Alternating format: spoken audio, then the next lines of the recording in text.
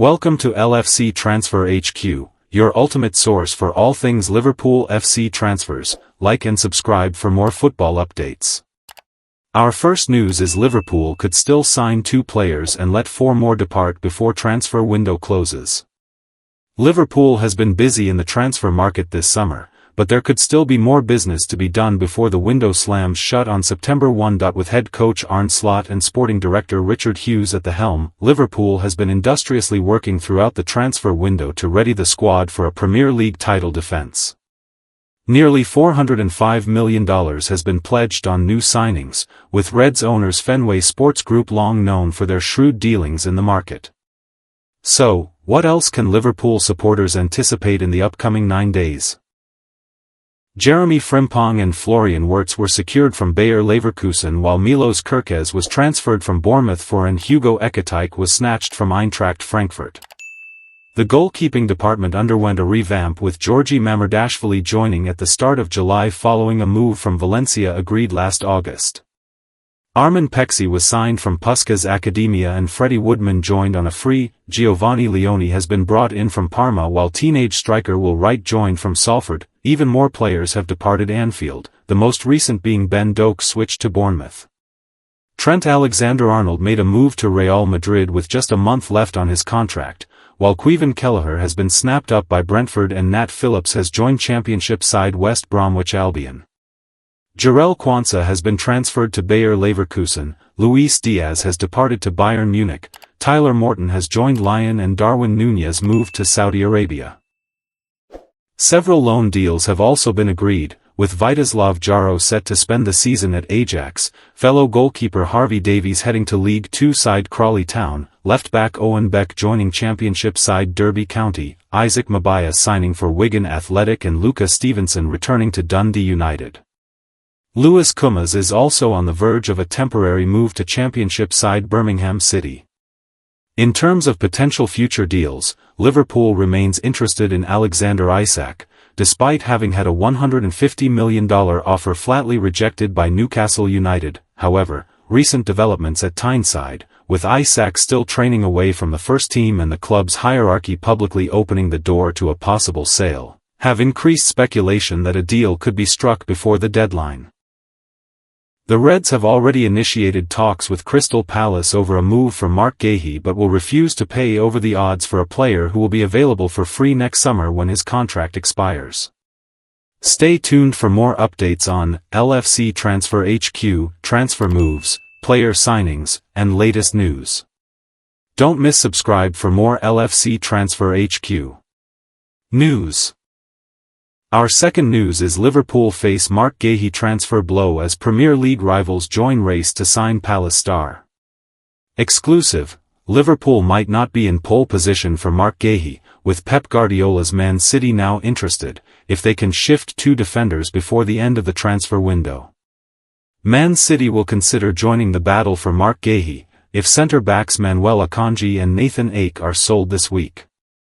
Crystal Palace central defender Guehi is already a target for Liverpool, Tottenham and Barcelona and has only a year remaining on his contract. And the Daily Star Sunday can reveal that the England defender, 25, is being discussed at the Etihad as a potential £35 million target, if Pep Guardiola, who saw his team lose 2-0 at home to Spurs, loses Akanji and Ake from his squad. Galatasaray want Akanji, 30, while Ake, also 30, is a target for Everton, who have already loaned Jack Grealish from City. Their departures before the transfer window shuts a week on Monday would ramp up interest in Guehi. And that would put City on a collision course with Liverpool, who've led the race for the Palace star. Guardiola wants to trim his squad and wouldn't be short of options if both Akanji and Ake leave, and the pacey Guehi is seen as having long-term value. Guardiola left Ilkay Gundogan, also a target for Galatasaray and Akanji, out of his squad yesterday. But he said, "I had to leave Rodri and Phil Foden out last week as we have many players that I must rotate. The next games it will be others who are left out." It is not more serious than that. The Catalan refused to blame keeper James Trafford, whose error allowed Joao Palhinha to make it 2-0 after Brennan Johnson's opener. Guardiola said, James made a good first game last week and I decided to continue with him. When I take decisions early in the season people think this is the lineup. It was today I decided and it is what it is. We missed the simple things today but the effort and running was extraordinary and I have no doubts. We had a good pre-season and when we won at Wolves last week everyone said everything was fine. But I said last week we still work to do, and it's the same after this defeat, we have to improve. Step by step until we make it click and make the good connections. Now we have 7 days rest and then Brighton before the international break. Stay tuned for more updates on LFC Transfer HQ, transfer moves, player signings, and latest news. Don't miss subscribe for more LFC Transfer HQ news. Our third news is, never a good sign, what Arteta said about Odegaard and Saka injuries ahead of Liverpool clash. Mikel Arteta saw his Arsenal side thump Leeds 5-0 on Saturday, but it wasn't the perfect evening for the Gunners' boss. The home faithful at the Emirates Stadium toasted the newly announced signing of Gyökeres prior to kickoff and then watched their team dismantle Daniel Farke's side to maintain their 100% start to the season. However, two key players in Martin Odegaard and Bukayo Saka went off injured yesterday, not what the North Londoners would have wanted to see the week before they face Liverpool at Anfield. Arteta gives injury updates on Odegaard and Saka. Arteta issued tentative updates on the stricken duo after the match, with both players set to undergo scans today to assess the severity of their respective body blows. The Spaniard said, via Arsenal.com, that's the negatives of the day. Martin felt something in his shoulder when he landed. We don't know, we'll have to scan him tomorrow and understand a bit better. Bukayo, while he was carrying the ball, wrestling with the defender, he felt something in his hamstring. Let's see, I think it's the other one, it's not the same one as the previous injury. We've been 2 weeks and we've already lost Kai, Havertz, Martin and Bukayo, so it tells you how well equipped you have to be in this league to manage and to maintain the level that we want. Speaking about Saka specifically, Arteta continued, he felt something while he was sprinting. That's never a good sign. We'll have to wait until tomorrow, speak to the doctors and understand better what he's done. He's had his injuries before, he knows exactly the feeling of that, so let's wait. Arteta could be without 3 key players for Liverpool clash. Although the Arsenal manager didn't give a timeframe on how long either player is likely to be sidelined, an independent injury analyst has issued an estimated layoff period for the duo. According to @PhysioScout on X, Odegaard's shoulder problem would only see him miss a week or 2 if it's a low-grade joint sprain, but could rule him out for 2 to 4 weeks if it's a grade 2-3 sprain.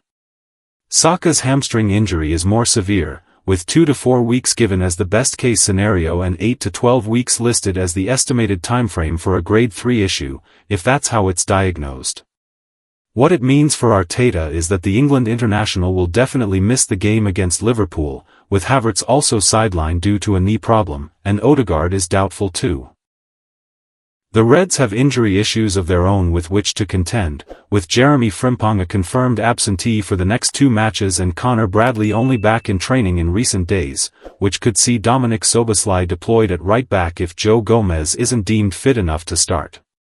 Stay tuned for more updates on LFC Transfer HQ, transfer moves, player signings, and latest news. Don't miss subscribe for. Our fourth news is Liverpool urged to snub Alexander Isak in favour of signing La Liga star. Liverpool are in the market for a new striker, and their leading target is Newcastle United superstar Alexander Isak. The former Real Sociedad man is equally desperate to make the move to Anfield, but as of yet, no deal has been agreed. It's been reported that Newcastle want £150 million to sell Isak, who has gone on strike at the Premier League club. As of yet, there has been no significant movement towards that fee from Liverpool, which could lead to alternatives being sought. And according to Liverpool Echo's Paul Gorst, via Empire of the Cop, Liverpool should be looking at Atletico Madrid's Julian Alvarez. How much appetite is there to test Atletico Madrid's resolve for Julian Alvarez? The Argentina international would be an ideal alternative to Isak. If there is to be a reluctant acceptance, the 25-year-old is out of reach. Alvarez scored 17 goals for Los Rojablancos last season in La Liga and provides tactical flexibility to go with his international class and willingness to work hard off the ball. There are few viable plan Bs around for the Reds, but the former Manchester City man ticks more boxes than most. Alvarez had a stellar first season at the Riyadh Air Metropolitano, and he started in similar fashion with a stunning free-kick goal last weekend against Espanyol. Atleti value him incredibly highly, and they are clear that no offers will be considered between now and the end of the summer transfer window. And while that would be bad for Liverpool, if they were planning to make a move, it's good for Barcelona. The Catalans have identified Alvarez as their dream target to replace Robert Lewandowski next summer, although they would likely need to pay well in excess of €100 million to prize him away from Los Calcaneros. Liverpool could still make big moves before the transfer window closes, with 2 potential signings and up to 4 exits still on the cards. The Reds face a setback in the race for Marc Guehi as rivals enter the chase, while Arsenal's injury concerns with Odegaard and Saka could impact their clash with Liverpool. Meanwhile, Liverpool are being urged to avoid Alexander Isak in favour of a La Liga star. Plus, Fabrizio Romano drops a huge update on a £100 million Manchester United target. Stay tuned for more updates on LFC Transfer HQ, transfer moves, player signings, and latest news. Don't miss subscribe for more LFC Transfer HQ news. Our last news is Fabrizio Romano makes insist claim on £100 million target Man United are in love with. A roundup of some of the latest Premier League transfer rumours doing the rounds this weekend. The final week of the summer transfer window is approaching and clubs will soon see the market firmly closed for business. Premier League teams have been busy this summer as a thrilling season is expected to unfold. With deadline day now creeping into view, let's take a look at some of the latest headlines churning out of the transfer rumour mill. Manchester United are still looking to improve their squad in these final days of the transfer window, but they may need to wait a while longer to secure a target both the management and recruitment team are in love with. The player in question is Carlos Baleba, but he's not going to be an easy target to acquire.